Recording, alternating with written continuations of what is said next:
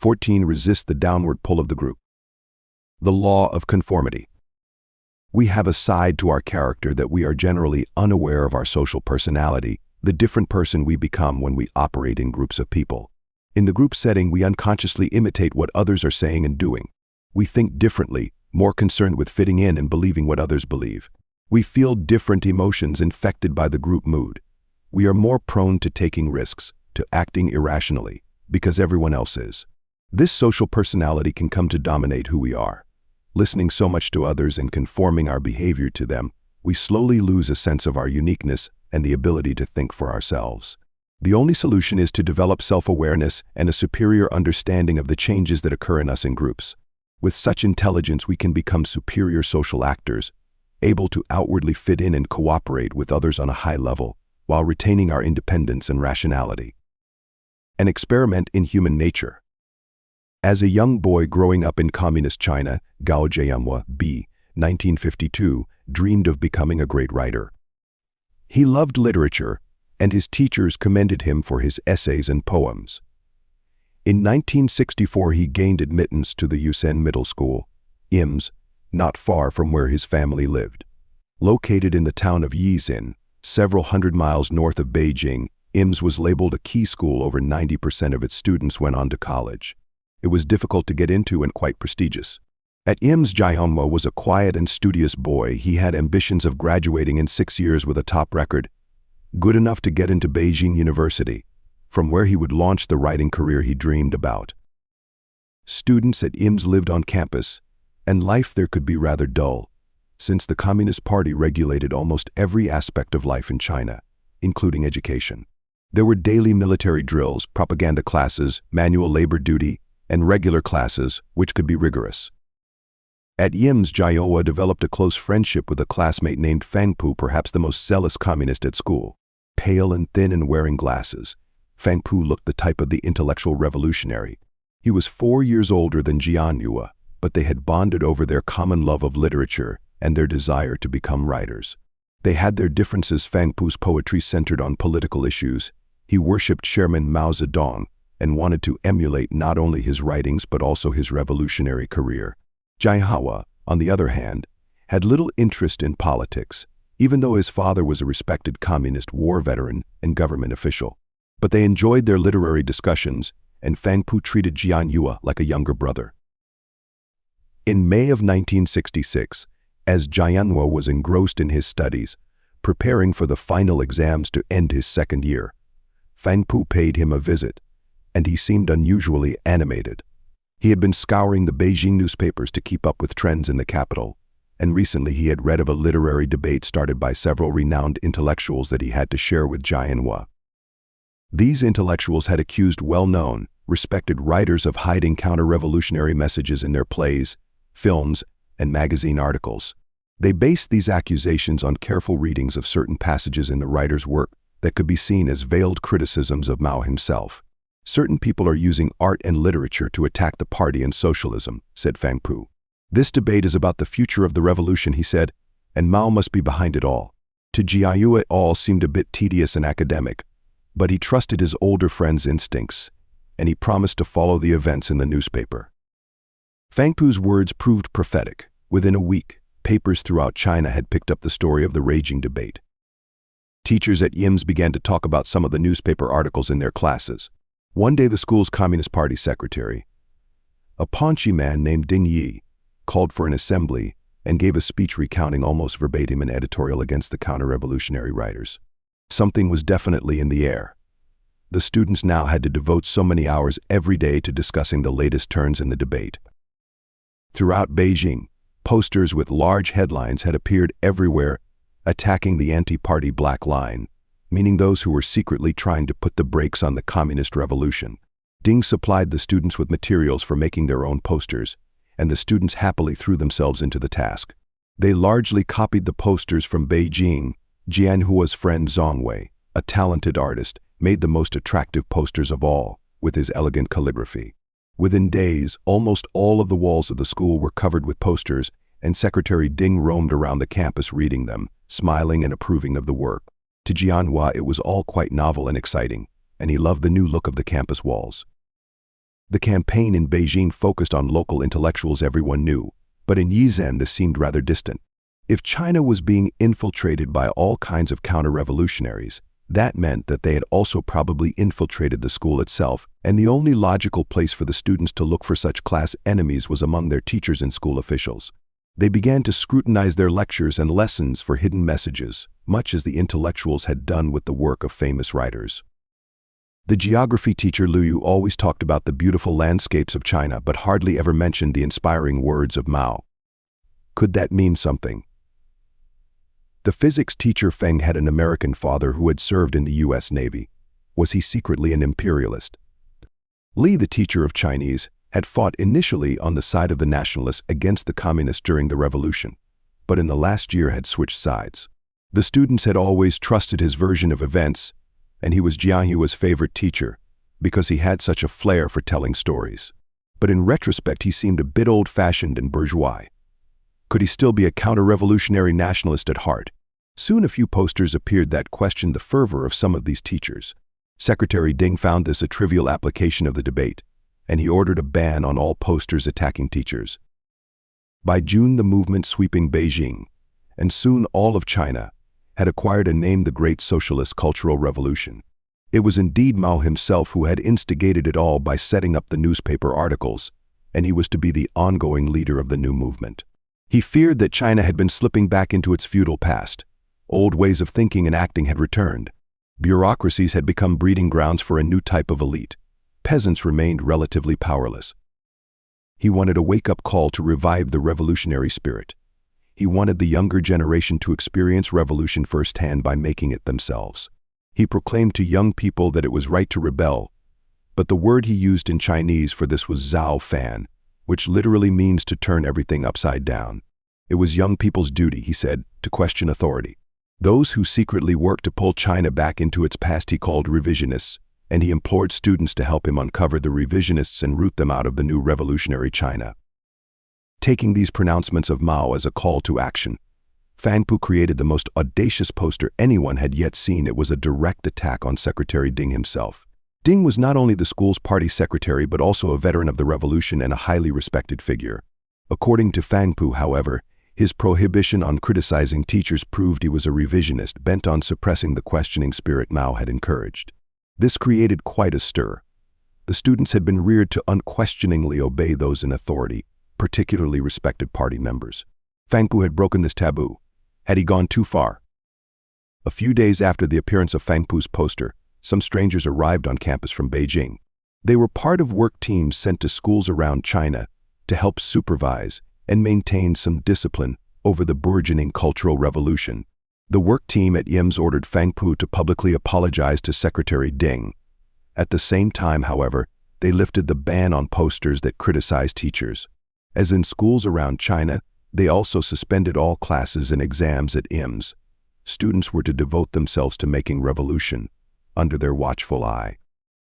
Suddenly feeling free of the yoke of the past and all the habits of obedience drummed into them, the students at YIMS began to brazenly attack those teachers who had demonstrated less than revolutionary zeal or had been unkind to students. Jiang Hua felt compelled to join the campaign, but this was difficult. He happened to like almost all of his teachers. He did not want to seem, however, like a revisionist. Besides, he respected the wisdom and authority of Mao. He decided to make a poster attacking teacher Wen, who had criticized him once for not being sufficiently interested in politics, which had bothered him at the time. He made his criticism of her as gentle as possible. Others took this up and went further with their attacks on teacher Wen, and Jiang Hua felt bad. To satisfy the students' growing anger, some teachers began to confess to some minor revolutionary sins, but this made the students feel they were hiding even more. They had to apply more pressure to get them to reveal the truth, and a student nicknamed Little Bawang, Bawang meaning overseer, referring to his love of giving orders, had an idea on how to do this. He had read Mao's description of how during the revolution in the 1940s peasants had captured the most notorious landlords and paraded their villages with enormous dunce caps on their heads, and heavy wooden boards with inscriptions describing their crimes hung around their necks. To avoid such public humiliation, certainly the teachers would come clean and confess. The students agreed to try this, and their first target for such treatment was to be teacher Li, Jianhua's favorite. Teacher Li was accused of faking his switch to communism. Stories began to come out of his telling other teachers about his visits to brothels in Shanghai. Clearly, he had a secret life, and Jianhua now felt disappointed in Li. China before the Communist Revolution had been a cruel place, and if Li was working to bring that back, he could only hate him. Unwilling to confess to any crimes, Li was the first to be paraded through school with the dunce cap and board around his neck. Along the way, some students poured a bucket of poster paste over his head. Jianhua followed the parade from a distance, trying to repress his uneasiness at the humiliation of his teacher. Led by little Bawang, the students imposed the same fate on more teachers, the dunce caps becoming unbearably tall and the boards heavier. Imitating their revolutionary brothers and sisters in Beijing, the students initiated struggle meetings in which they forced certain teachers into the jet plane position, a student standing on either side, pushing teachers to their knees, pulling their hair back with a jerk, then holding their arms out and back like the wings of a jet plane. It was a most painful position, but it seemed to work, as after an hour or two of this, with students jeering at them, many teachers began to confess. The students were right in their suspicions the school had been teeming with revisionists right under their noses. Soon the students' attention turned to the vice principal, Lin Sheng, who they discovered was the son of a notorious landlord. He was the third highest official at school, which made this bit of news all the more salacious. Jianhua had been sent to his office once for misbehavior, and Sheng had been quite lenient with him, which he had appreciated at the time. The students locked Lin Sheng in a room where he was to stay between the struggle meetings. But one morning Jianhua, serving as the guard on duty, opened the room to discover the vice principal had hung himself. Once again Jianhua struggled to repress his discomfort, but he had to admit the suicide made it seem as if Lin Sheng was indeed guilty of something. One day, in the midst of all this, Jianhua ran into Fang Pu, who was bursting with excitement. Since his forced public apology over his poster attacking Ding, he had been laying low. He had spent his time devouring the writings of Mao and Marx and plotting his next move. Word had come from Beijing that the work teams were to be withdrawn from all schools. Students were to form their own committee, choose a school official to be its head, and run the school itself through the committee. Fang Pu planned on becoming the student leader of the committee, and he was going to wage open revolution against Secretary Ding. Jianhua could only admire his bravery and persistence. Through little Boang, who had forced more and more confessions from teachers, Fang Pu learned that Secretary Ding had had affairs with at least 2 female teachers, revealing his audacious hypocrisy. He was the one continually ranting against Western decadence, and was always admonishing the male and female students at Yizhen to keep their distance from each other. Bawang and Fang Pu ransacked his office and found that he had been hoarding food coupons and possessed a fancy radio and bottles of nice wine, all hidden away. Now posters attacking Ding filled the walls. Even Jianhua felt indignant at his behavior. Soon Ding Yi was paraded through school and then through the town of Yizhen, on his head the most enormous dunce cap, decorated with drawings of monsters, and a very heavy drum hung around his neck. As he drummed with one hand while holding the cap with the other, he had to chant, "I am Ding Yi, ox demon and snake spirit." Citizens of Yizhen, who knew Secretary Ding, gaped at the spectacle. The world had indeed been turned upside down. By the middle of the summer, most of the teachers had fled.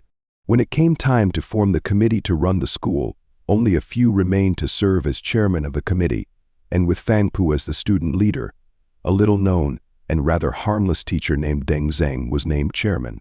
Now the work team left IMS and Deng and the committee were in charge.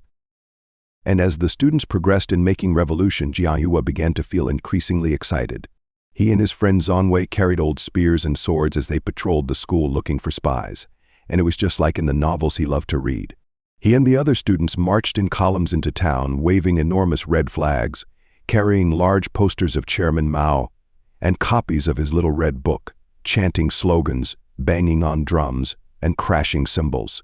It was so dramatic, and it felt like they were indeed participating in revolution. One day they marched through Yizhen, tearing down store and street signs that were vestiges of pre-revolutionary China. Mao would be proud of them. In Beijing, some students had formed groups to support and defend Mao in his Cultural Revolution. They called themselves Red Guards, and their members wore bright red armbands. Mao gave his personal approval to this, and now Red Guard units began to appear in schools and universities around the country. Only the purest and most fervent revolutionaries could be admitted to the Red Guards, and competition was fierce to join their ranks. Because of his father's illustrious past, Jiayue became a member of the Red Guards, and now he basked in the admiring glances of fellow students and local citizens who noticed the bright red armband that never left him. There was one wrinkle, however, in these exciting events.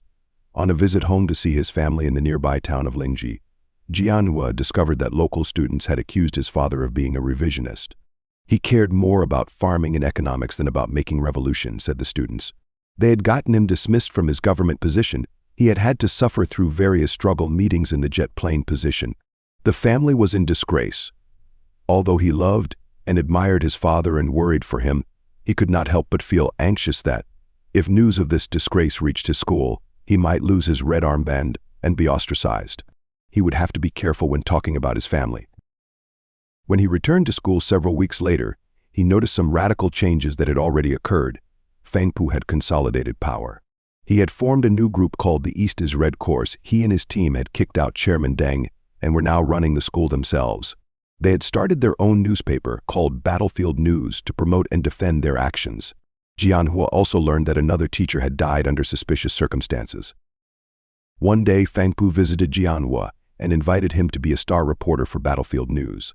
Fangpu looked different. He had put on weight, was not so pale, and was trying to grow a beard. It was a tempting offer from his friend, but something made Jianhua put him off, and Fangpu did not like this, although he tried to disguise his annoyance with a forced smile. Fangpu was beginning to frighten Jianhua. Students were now joining the East is Red Corps en masse. But within a few weeks a rival group, calling themselves the Red Rebels, emerged on campus. Their leader was Mengs, a student whose parents were peasants, and who advocated revolution that was more tolerant, based on reason and not violence, which he felt was the purer form of Maoism. He gained some adherents, including Jianhua's older brother Waihua, who was a student at Yims. Mengji's growing popularity infuriated Fangpu. He called him a royalist, a sentimentalist, and secret counter-revolutionary. He and his followers destroyed the Red Rebels' office and threatened to do worse. It would certainly cause a complete rift with Fangpu, but Jianhua contemplated joining the Red Rebels. He was attracted to their idealism. Just as the tension between the two sides was escalating into outright war, a representative from the Chinese military arrived on campus and announced that the army was now in charge. Mao had dispatched army units throughout the country to take control of schools. The increasing chaos and violence that was engulfing Yims was going on all over China, not only in schools but in factories and government offices as well. The Cultural Revolution was spinning out of control. Soon 36 soldiers arrived on campus, part of an army unit known as the 901. They ordered that all factions disband and that classes resume. There would be military drilling and discipline would be reestablished. Too much had changed, however, in the 8 months since this had all begun. The students could not accept such a sudden return to discipline. They sulked and did not turn up at classes. Fangpu charge of the campaign to get rid of the soldiers. He put up posters accusing the 901 of being enemies of the Cultural Revolution. One day he and his followers attacked one of the army officers with a slingshot and wounded him. Just as the students feared reprisals, the 901 unit was suddenly recalled from campus without any explanation. The students were now completely on their own, and it seemed a frightening prospect. They quickly allied themselves with one of the two groups. Some joined the East is Red Corps because it was larger and offered better positions. Others joined the Red Rebels because they hated Fangpu and Little Baoan, and others thought one group or the other was more revolutionary. Jianhua joined the Red Rebels, as did his friend Zhongwei. Each side felt certain it represented the true spirit of the Cultural Revolution, and as they yelled at one another and argued, fistfights broke out, and there was nobody to stop them. Soon students were bringing bats and sticks to the fights, and the injuries mounted. One day some members of the East is Red Corps captured some Red Rebels and held them prisoners. The Red Rebels could not find out anything about their fate. In the middle of this tense moment, the Red Rebels discovered that one of their members, a female student named Yulin, was actually a spy for the other side. Infuriated by such tactics, they tied Yulin up and began to beat her to find out if there were more spies.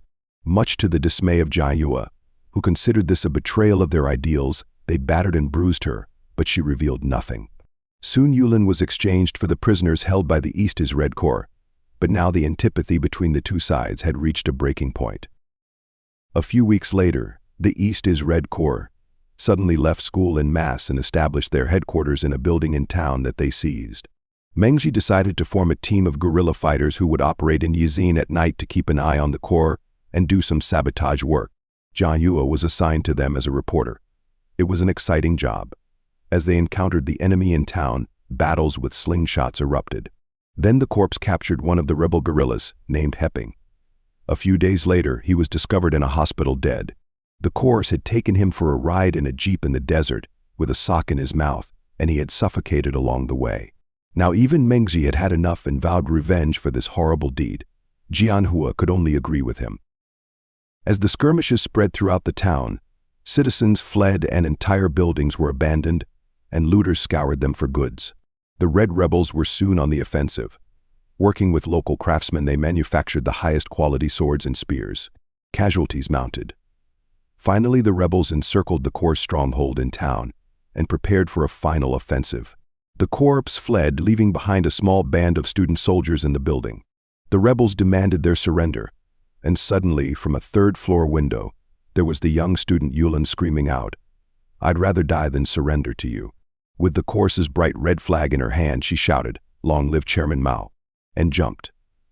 Jianhua found her lifeless body wrapped up in the flag on the ground. Her devotion to the cause astounded and impressed him. Now in control, the Red Rebels established their headquarters at the school and prepared their defenses for a counteroffensive from the Corps. They built a makeshift munitions factory on campus. Some students had learned how to make grenades and various powerful explosive devices. An inadvertent explosion killed several of them, but the work went on. Zhong Wei, the artist, had had enough. Somehow the noble origins of the Red Rebels had been lost, and he feared the expanding violence. He fled Yizhen for good. Jianhua lost respect for his friend. How could Zhong Wei forget those who had been injured or died for their cause? To give up now would be to say it was all in vain. He would not be a coward like his friend. Besides, the East's Red Corps was downright evil and was capable of doing anything to take power. They had betrayed the revolution. As life at the school settled down and the Red Rebels built up their defenses, Jianhua visited his family, whom he had not seen for a while. When he finally returned one night to school, however, he could not believe his eyes. His Red Rebel comrades were nowhere in sight. Their flag was no longer flying above the school. Everywhere there were armed soldiers. Finally, he found a few comrades hiding in a school building, and they told him what had happened. Mao was reasserting his authority once and for all. He was picking sides in various local conflicts to help create some order, and the military in the county had come down on the side of the East's Red Corps as the more truly revolutionary group. The repercussions of this could be awful. Jianhua and several other comrades decided they would try to escape and regroup in the mountains, where Mengzi had apparently fled, but there was a blockade throughout the county, and they were forced back to school, which had become more of a prison, overseen by the East's Red Corps. Now the rebels could only expect the worst. To the corps, they were a bunch of counter-revolutionaries who had beaten and killed their comrades. Then one day, as the Red Rebel members on campus were huddled together in a room, the leaders of the East's Red Corps, including Fangpu and Little Bawang, entered with grenades tied to their belts. Fangpu carried a blacklist of all those who were to be taken from the room, clearly for some nefarious purpose. Fangpu appeared friendly toward Jianhua and told him it was not too late to change sides, but Jianhua could no longer see Fangpu in the same light. His friendliness made him seem even more sinister. That night they could hear the screams of their blacklisted comrades from another building. Then news reached them that Corps members had found Meng's, beaten him up, and marched him back to school, where he was under arrest as well. In the room next to where Jianhua and his friends now slept, they observed Little Bawang and his team covering the windows with blankets. They were transforming it into a torture chamber. Soon they noticed former Red Rebels limping about on campus, afraid to talk to anyone. Then it was Jianhua's turn to be taken into the room. He was blindfolded and tied to a chair in a most uncomfortable position. They wanted him to sign a withdrawal statement, and as he hesitated to do so, they began to beat him with a chair leg. Jianhua screamed, "You can't do this to me. We're classmates. We're all class brothers." Little Bawang would have none of this. Jianhua had to confess his crimes, the part he had played in the various battles in town, and named names of other Red rebels hiding somewhere on campus. The blows on his legs became more intense, and then they began to hit him over the head. Still blindfolded, he feared for his life and in a panic suddenly spilled the name of a fellow Red rebel, Dusu. Finally, they carried Jayanwa, unable to walk, out of the room. He quickly felt intense regret that he had named Dusu. What a coward he had been. He tried to warn Dusu, but it was too late. The torturing of other Red rebels continued in the room next door, including his brother Waihua, beaten to a bloody pulp. Mengzi had his head shaved, and when they saw him next, his face was covered in the most hideous bruises. One day Jayanwa was told his old friend and comrade Wai had been captured, and when Jayanwa went to see him he was unconscious, his bare legs full of large punctures, blood oozing everywhere. They had flailed him with steel hooks for refusing to admit his crimes. How could the rather harmless Song Wei inspire such savagery? Jayanwa ran to get the doctor, but when they returned it was too late. Zhong Wei died in his friend's arms. The dead body was quickly carted away, and a cover story was created for how he had died. Jayanwa was ordered to remain silent. A female teacher who refused to affirm in an affidavit the official East is Red Corps version of his death was beaten and gang-raped by Little Bawang and his followers. In the months to come, Fangpu extended his powers everywhere as he essentially ran the school and classes resumed. Battlefield News was the only newspaper allowed. The school itself had been renamed East is Red Middle School. With the Corps' power secure, the torture chamber was dismantled. Classes largely consisted of reciting quotes from Mao. Every morning they assembled before a giant poster of Chairman Mao and, brandishing their little red books, chanted to his long life. The East is Red members began a scrupulous rewriting of the past. They held an exhibition to celebrate their victories, full of doctored photographs and fake news reports, all to bolster their side of events. An enormous statue of Chairman Mao, 5 times larger than life, was now installed at the school gate, towering over everything else. The former members of the Red Rebels had to wear white armbands that described their various crimes. They were made to kowtow before the Mao statue several times a day while classmates kicked them from behind. The former Red Rebels had become like the reviled teachers, cowed and obedient. Jayanwa was forced to do the most menial labor, and having had enough of this, in early summer of 1968, he returned to his hometown. His father sent him and his brother to a farm deep in the mountains where they could be safe and work as laborers. In September, determined to finish his studies, Jayanwa returned to school. The few months away had given him some perspective, and now when he looked at the East is Red Middle School, it appeared in a very different light. Everywhere he saw signs of unbelievable destruction: classrooms completely torn up with no desks or chairs, the walls full of peeling posters and crumbling plaster, the science labs devoid of all equipment, piles of rubble around the campus, unmarked graves, the music hall blown up by a bomb, and hardly a reputable teacher or official left to resume their education. All of this destruction in a few short years, and for what? What did Heping and Yulin and Zhong Wei and so many others die for? What had they been fighting over? What had they learned? He could no longer figure it out, and the waste of their young lives filled him with disgust and despair. Soon Jianhua and his brother joined the army to escape the school and bury their memories.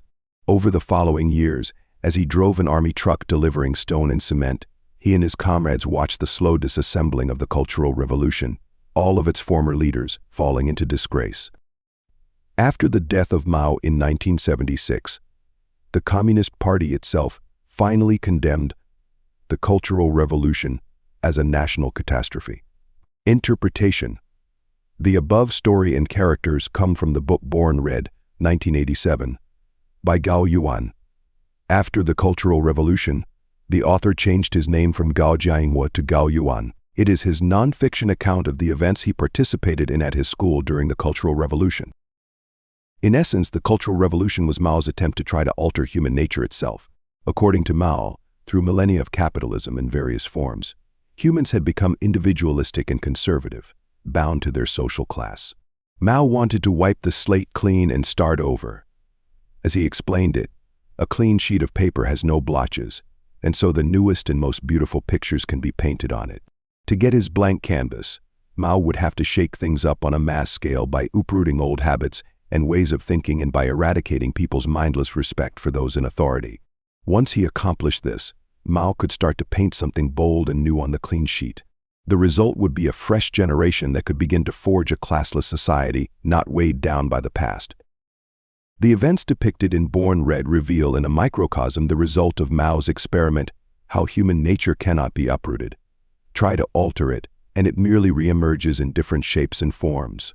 The results of hundreds of thousands of years of evolution and development cannot be radically re-engineered by some scheme, particularly when it involves the behavior of humans in groups, which inevitably conforms to certain ancient patterns. Although it might be tempting to see what happened at MIMS as mostly relevant to group adolescent behavior, young people often represent human nature in a more naked and purer form than adults, who are cleverer at disguising their motivations. In any case, what happened at the school occurred throughout China in government offices, factories, within the army, and among Chinese of all ages in an eerily similar way. Here's exactly how Mao's experiment failed and what it shows about human nature. Mao had the following specific strategy to enact his bold idea: focus people's attention on a legitimate enemy, in this case, revisionists, those who consciously or unconsciously were clinging to the past. Encourage people, particularly the young, to actively fight against this reactionary force, but also against any entrenched forms of authority. In struggling against these conservative enemies, the Chinese would be able to free themselves from old patterns of thinking and acting. They would finally get rid of elites and ranking systems, and they would unify as a revolutionary class with utmost clarity as to what they were fighting for. His strategy, however, had a fatal flaw at its core. When people operate in groups, they do not engage in nuanced thinking and deep analysis. Only individuals with a degree of calmness and detachment can do so. People in groups feel emotional and excited. Their primary desire is to fit into the group spirit. Their thinking tends to be simplistic, good versus evil, with us or against us. They naturally look for some type of authority to simplify matters for them. Deliberately creating chaos, as Mao did, only makes the group more certain to fall into these primitive patterns of thinking, since it is too frightening for humans to live with too much confusion and uncertainty. Look at how the students at IMS responded to Mao's call for action. When first confronted with the Cultural Revolution, they merely transformed Mao himself into the new authority to guide them. They swallowed his ideas with very little personal reflection. They imitated the actions of others in Beijing in the most conventional way. Looking for revisionists, they tended to base their judgments on appearances: the clothes the teachers wore, the special food or wine they drank, their manners, their family background. Such appearances could be quite deceptive. Teacher Wen was radical in her beliefs, but was judged a revisionist based on her fondness for Western-style fashion. In the old order, the students were supposed to give total obedience to their all-powerful teachers. Suddenly freed from all that, they remained just as emotionally tied to the past. The teachers still seemed all-powerful, but now as scheming counter-revolutionaries. The students' repressed resentment at having to be so obedient now boiled over into anger and the desire to be the ones doing the punishing and oppressing. When the teachers confessed to crimes they mostly had never committed, to avoid the escalating punishments that only seemed to confirm the students in their paranoia.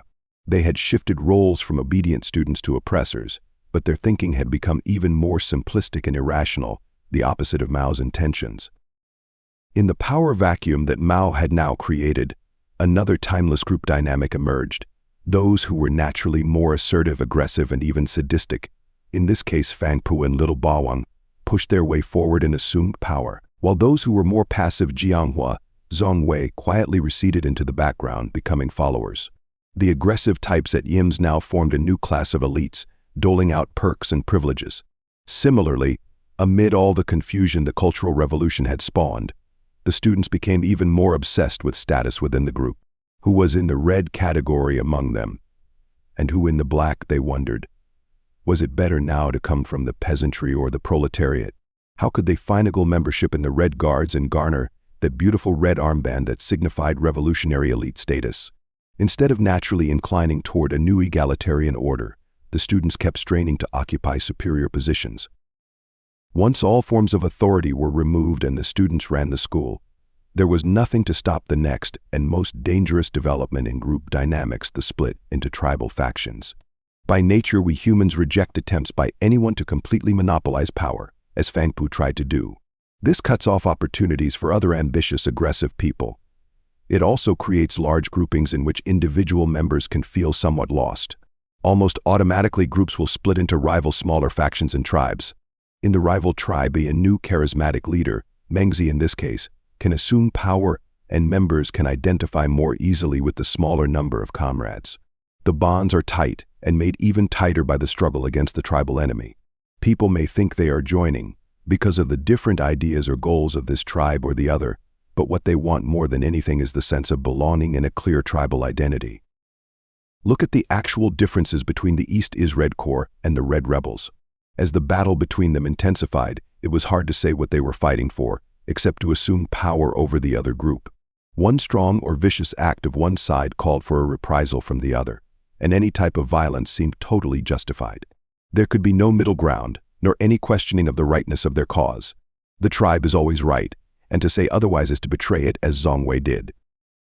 Mao had wanted to forge a unified Chinese citizenry, clear as to its goals, and instead the entire country descended into tribal battles completely disconnected from the original purpose of the Cultural Revolution. To make matters worse, the crime rate soared and the economy had ground to a halt, as hardly anyone felt compelled to work or manufacture anything. The masses had become even lazier and more resentful than under the old order. By the spring of 1968, Mao's only recourse was to install a police state. Hundreds of thousands were thrown into prisons. The army virtually took over. To help restore order and respect for authority, Mao converted himself into a cult figure, his image to be worshipped and his words to be repeated like revolutionary prayers. It is interesting to note how Fang Pu's form of repression at EMS, the torture, the rewriting of history, the control of all media mirrored what Mao was doing throughout the country. The new revolutionary society that Mao and Fang Pu had wanted now actually resembled the most repressive, superstitious regimes of feudal China. As Jian Yu's father, a victim of the Cultural Revolution himself, kept telling his son, "A thing turns into its opposite if pushed too far." Understand, we will tend to imagine that this story is an extreme example that has little relevance to our own lives and the groups we belong to. After all, we navigate through worlds full of sophisticated people in high-tech offices, where everyone is seemingly so polite and civilized. We see ourselves in a similar way. We have our progressive ideals and our independent thinking. But much of this is an illusion.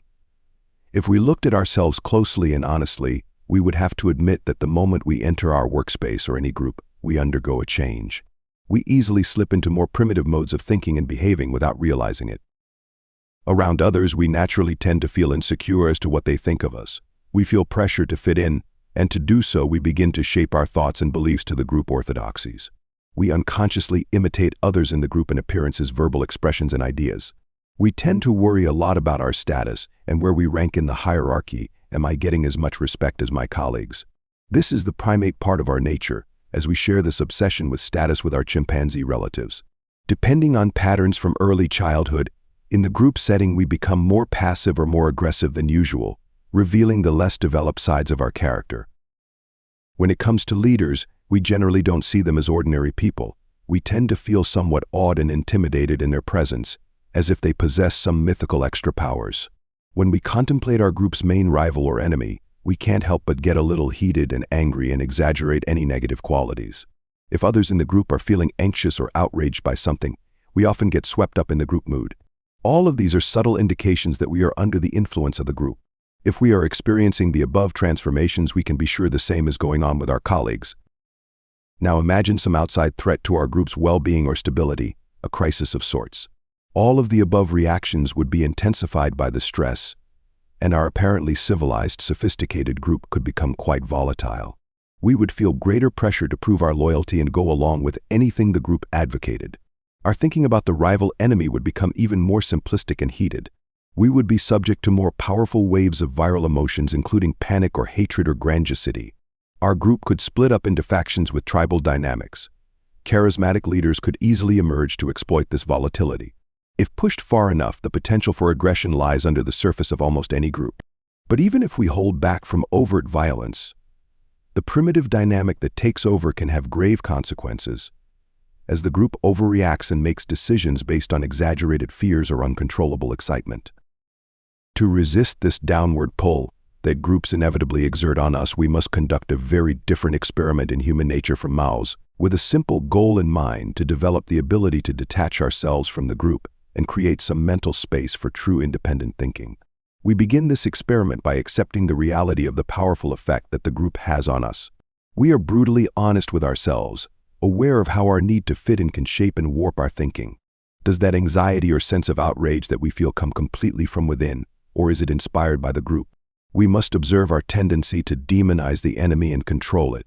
We must train ourselves to not blindly venerate our leaders. We respect them for their accomplishments without feeling the need to deify them. We must be especially careful around those who have charismatic appeal and try to demystify and pull them down to earth. With such awareness, we can begin to resist and detach. As part of this experiment, we must not only accept human nature but work with what we have to make it productive. We inevitably feel the need for status and recognition, so let's not deny it. Instead, let's cultivate such status and recognition through our excellent work. We must accept our need to belong to the group and prove our loyalty, but let's do it in more positive ways by questioning group decisions that will harm it in the long run, by supplying divergent opinions, by steering the group in a more rational direction, gently and strategically. Let's use the viral nature of emotions in the group but play on a different set of emotions by staying calm and patient, by focusing on results and cooperating with others to get practical things done. We can begin to spread this spirit throughout the group. And by slowly mastering the primitive part of our character within the heated environment of the group, we can emerge as individuals who are truly independent and rational, the end point of our experiment. When people are free to do as they please, they usually imitate each other. Eric Hoffer. Keys to human nature. At certain moments in life, we humans may experience an energy that is powerful, with sensations unlike any other, but this energy is something we rarely discuss or analyze. We can describe it as an intense feeling of belonging to a group, and we often experience it in the following situations. Let us say we find ourselves in a large audience for a concert, sporting event, or political rally. At a certain point, waves of excitement, anger, or joy move through us, shared by thousands of others. These emotions rise in us automatically. We cannot experience this when alone or with just a few people. In this larger group setting, we might be led to say or do things we would never have said or done on our own. In a similar vein, perhaps we have to give a talk before a group. If we are not too nervous and the crowd is on our side, we experience a swelling of emotion from deep within. We're feeding off the audience. Our voice changes to a pitch and tone we never have in daily life. Our gestures and body language become unusually animated. We might also experience this from the other side when we listen to a charismatic speaker. That person seems to be invested with some sort of special force that commands our respect and fills us with increasing excitement.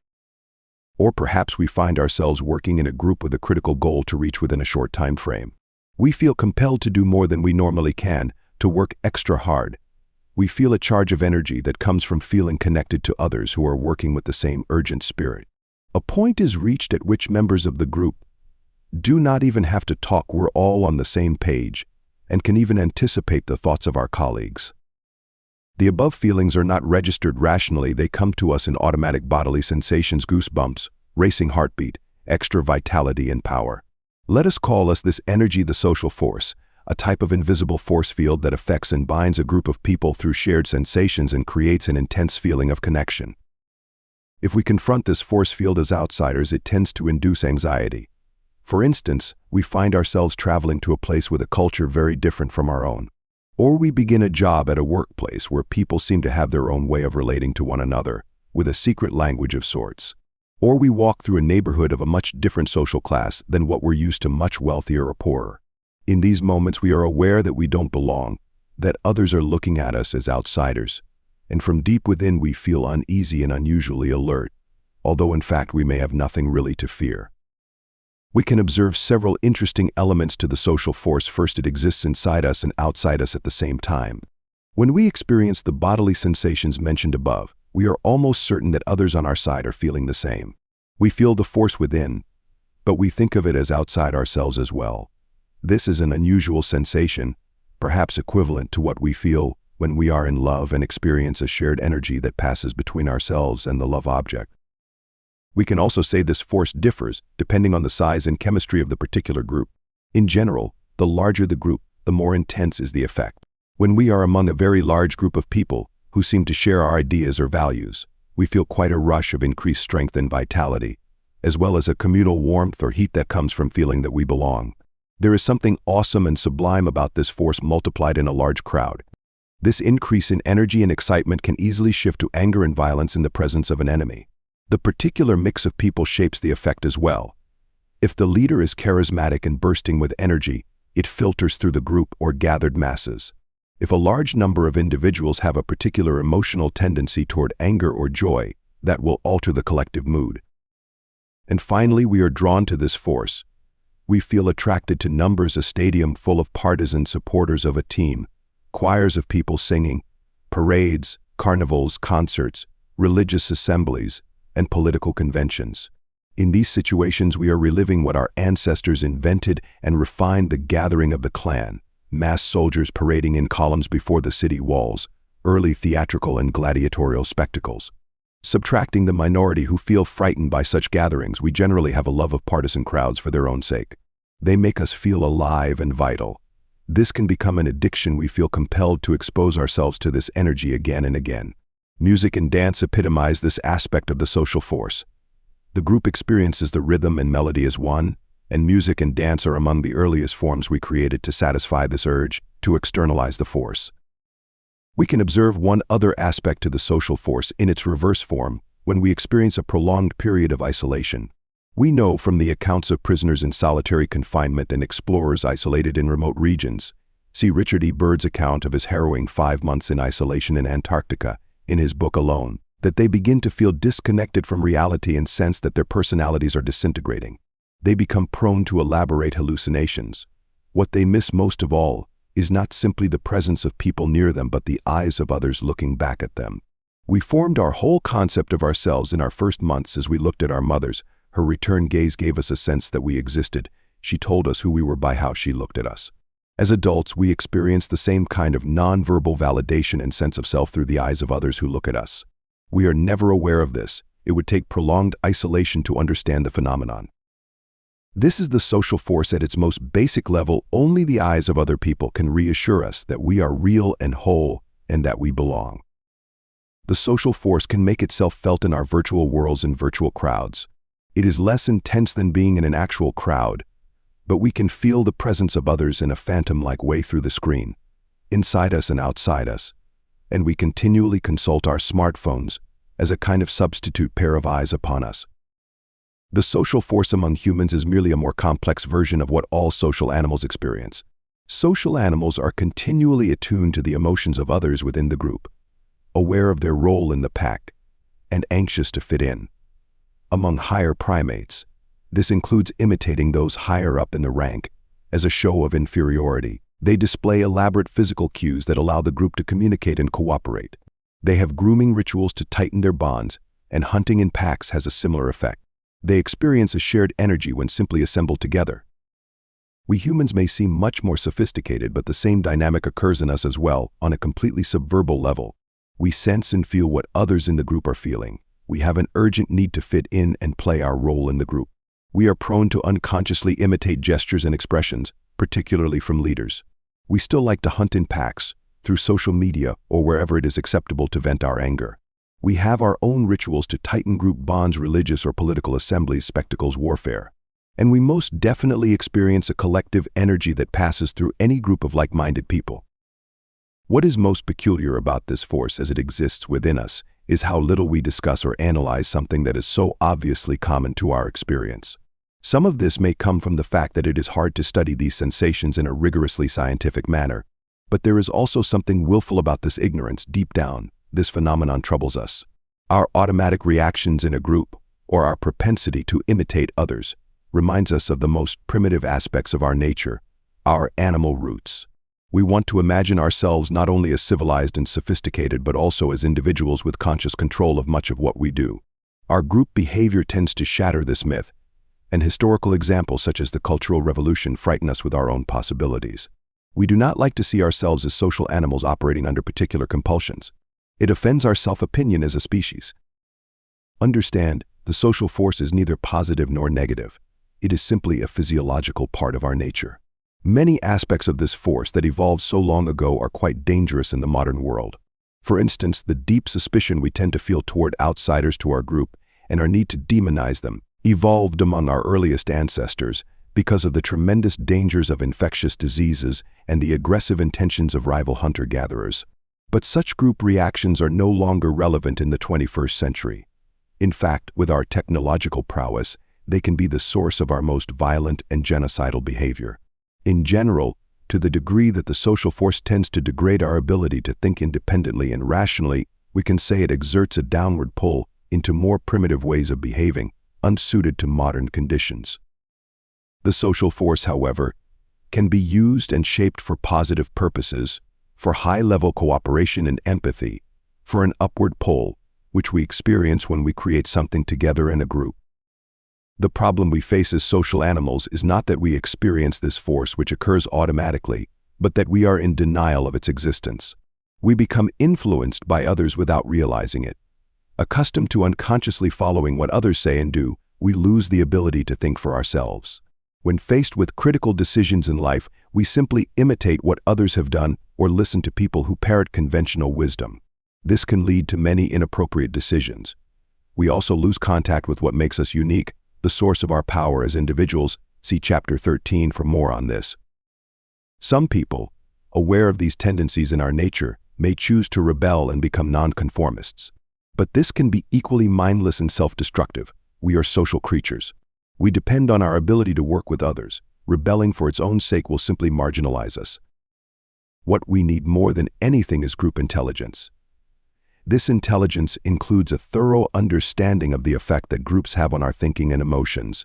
With such awareness, we can resist the downward pull.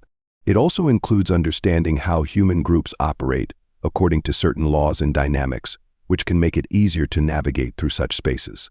With such intelligence, we can do a delicate dance. We can become gifted social actors and outwardly fit in, while inwardly maintaining some distance and some mental space to think for ourselves. With this degree of independence, we can make decisions in life that are appropriate to who we are and our circumstances. To acquire this intelligence, we must study and master the two aspects of the social force outlined above: the individual effect of groups on us, and the patterns and dynamics that groups will almost always tend to fall into. The individual effect. The desire to fit in. Let us say that you enter a group as part of a new job, for instance. As you try to adjust to the environment, you become aware that people are scrutinizing and judging you as the outsider. On a nonverbal level, you feel their eyes probing you for clues. You begin to wonder, do I fit in? Have I said the right things? What do they think of me? The first and primary effect on you in any group is the desire to fit in and cement your sense of belonging. The more you fit in, the less you pose a challenge to the group and its values. This will minimize the scrutiny you face and the anxiety that comes with it. The first way you do this is through appearances. You dress and present yourself more or less as the others do in the group. There are always a small percentage of people who like to stand out in their look, but manage to conform when it comes to ideas and values. Most of us, however, are uncomfortable looking too different, and we do what we can to blend in. We adopt the clothes and looks that say the right thing: I'm serious, I work hard, I may have style, but not so much of it that I stand out. The second and more important way you fit in is by adopting the ideas, beliefs, and values of the group. You may begin to use similar verbal expressions as others, a sign of what's happening below the surface. Your own ideas slowly shape themselves to those of the group. Some people may outwardly rebel against such conformity, but they are usually the types who are eventually fired or marginalized. You may hold on to a few peculiar beliefs or opinions that you largely keep to yourself, but not on issues important to the group. The longer you are in the group, the stronger and more insidious this effect. If you observe this group from the outside, you would notice an overall uniformity of thinking that is quite surprising, considering that as individuals we all differ quite a bit from one another in temperament and background. This is a sign of the subtle molding and conformity that takes place. You might have joined a group because you share their ideas and values, but you will find over time that the parts of your thinking that were a little different from others, reflecting your uniqueness, are slowly trimmed away, like a shrub made to match the others, so that on almost all issues you agree with the group. You are not aware of all this as it is happening to you. It occurs unconsciously. In fact, you will tend to vociferously deny such conformity has ever taken place. You will imagine that you have come upon these ideas on your own, that you have chosen to believe this and think that. You don't want to confront the social force operating on you and causing you to blend in and enhance your sense of belonging. In the long run, it is much better to confront your conformity to the group ethos, so that you can become aware of it as it happens and control the process to some degree. The need to perform. Stemming from this first effect is the second effect in the group setting. We are always performing. It is not just that we conform in appearances and thinking, but that we exaggerate our agreement and show others that we belong. In the group, we become actors, molding what we say and do so that others accept and like us and see us as loyal team members. Our performances change depending on the size of the group and its particular makeup, bosses or colleagues or friends. We might begin with a degree of inner distance in these performances, aware, for instance, that we are being unusually obsequious around the boss. But over time, in acting the part, we begin to feel what we are showing. The inner distance melts away, and the mask we wear fuses into our personality. Instead of thinking to smile in appropriate moments, we automatically paste on the smile. As part of this performance, we minimize our flaws and display what we consider our strengths. We put on confidence. We act more altruistic.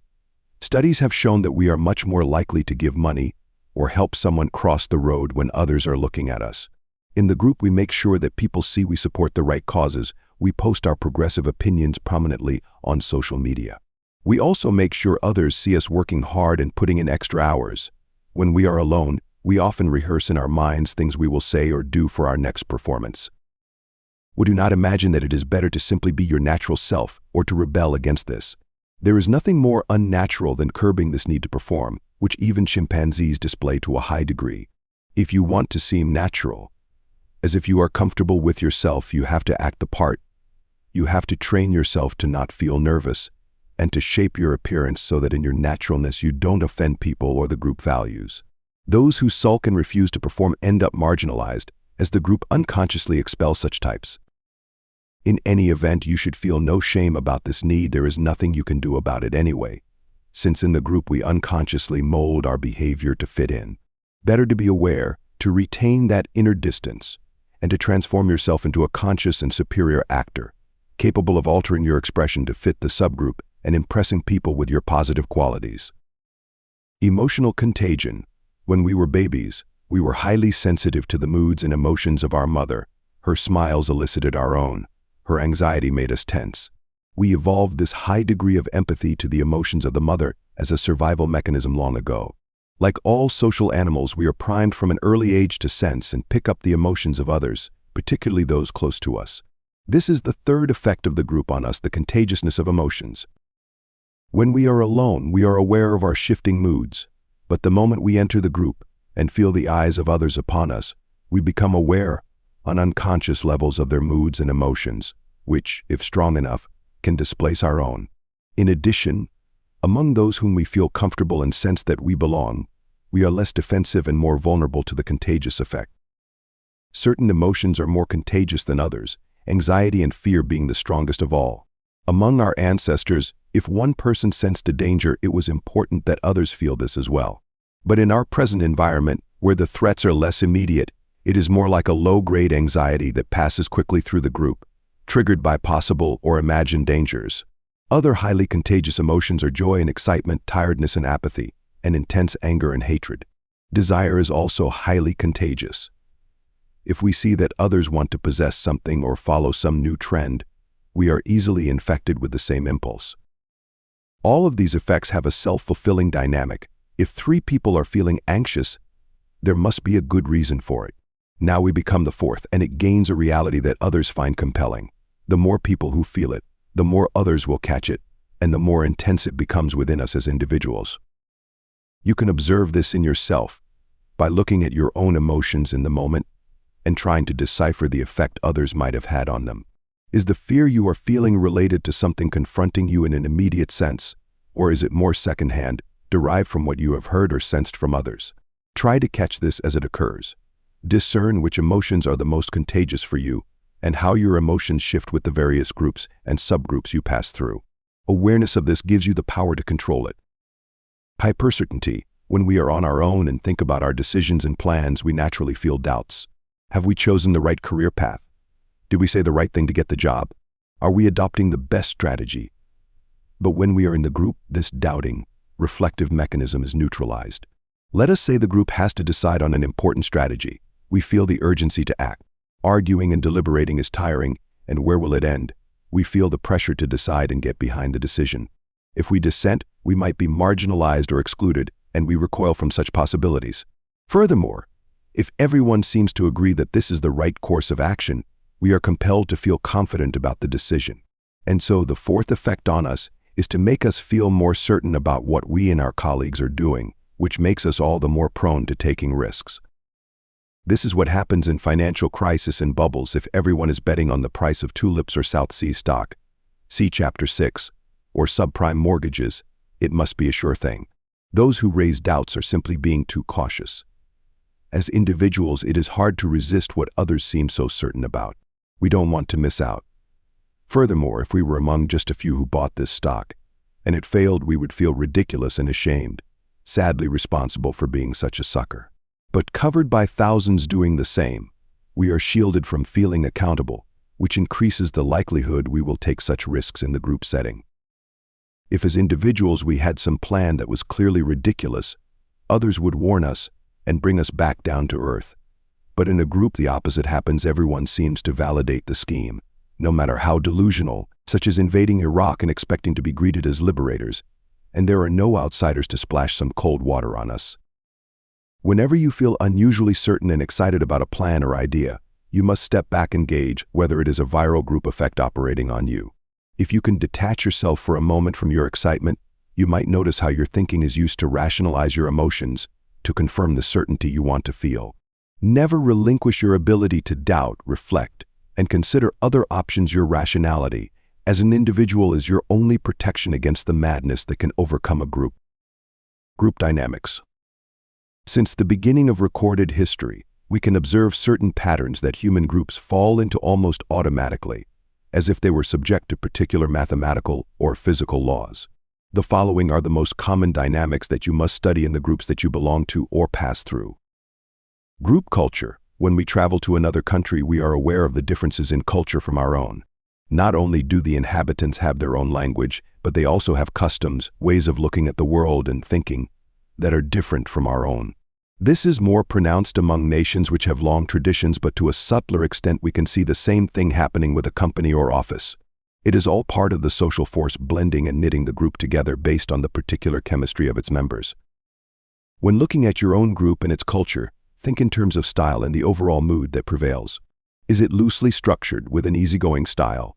Or is it organized top-down, its members afraid of stepping out of line or breaking discipline?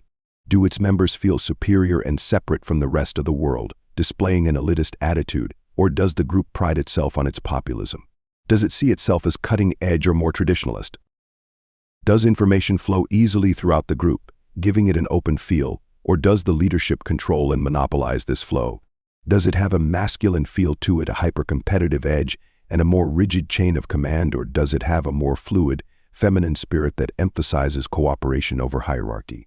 Does it seem riddled with dysfunction and disunity, its members more concerned with their egos than with getting actual results, or does it emphasize productivity and the quality of the work?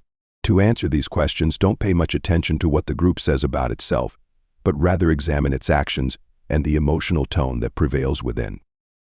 Its style can have degrees of the above qualities or combinations of them, but the group will always have some type of identifiable culture and spirit.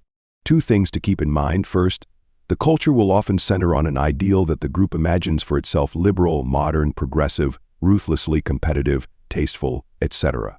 The group may not live up to this ideal, but to the degree that it tries to, the ideal operates as a myth that binds the group's members. Second, this culture will often reflect the founders of the group, particularly if they have a strong personality. With their own rigid or loose style, they have put their stamp on the group, even if it numbers in the thousands. But leaders who enter a group or company that has its set culture will often find themselves completely absorbed by this culture, even though they might think of altering it. The U.S. Department of Defense, housed in the Pentagon, emerged from World War II with a very strong, hawkish spirit. Both Presidents Kennedy and Johnson had their own views on the Pentagon and altering its culture. They both wanted to avoid entangling the U.S. in the Vietnam War. But this aggressive culture ended up altering their ideas and dragging them into the war. Many film directors in Hollywood have thought of doing things their own way, only to find themselves swallowed up by an entrenched culture that emphasizes top-down control and micromanagement by producers with their interminable notes. This culture has existed for close to 90 years, and no individual has been able to alter it.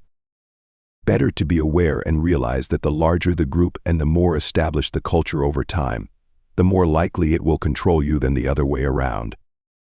One thing to keep in mind, no matter the type of culture or how disruptive it might have been in its origins, the longer a group exists and the larger it grows, the more conservative it will become. This is an inevitable result of the desire to hold on to what people have made or built and to rely on tried and true ways to maintain the status quo. This creeping conservatism will often be the death of the group because it slowly loses the ability to adapt. Group rules and codes for any human group, disorder and anarchy, are too distressing. And so standards of conduct and rules for how to do things quickly evolve and become set. These rules and codes are never written down but are implicit. Violate them in some way and you risk becoming a non-entity or even being fired without necessarily knowing the cause. In this way, the group imposes its own order without the need for active policing. The codes will regulate acceptable appearances, how much free talk is encouraged in meetings, the quality of obedience in relation to bosses, the expected work ethic, etc. When you are new to a group, you must pay extra attention to these tacit codes. Look at who's rising and who's falling within the group signs of the standards that govern success and failure. Does success stem more from results or from political schmoozing? Look at how hard people work when not being observed by bosses. You could work too hard or do a job too well and find yourself fired for making others look bad. There are inevitably sacred cows within the group people or beliefs never to be criticized. Consider all of these as tripwires you must avoid at all costs. Sometimes a particular member of higher standing serves as the de facto policeman or policewoman for these rules and codes. Identify such individuals and avoid any friction with them. It's not worth it. The group court. Observe any community of chimpanzees at the zoo, and you will notice the existence of an alpha male and other chimpanzees adapting their behavior to him, fawning, imitating, and struggling to forge closer ties. This is the pre-human version of the court.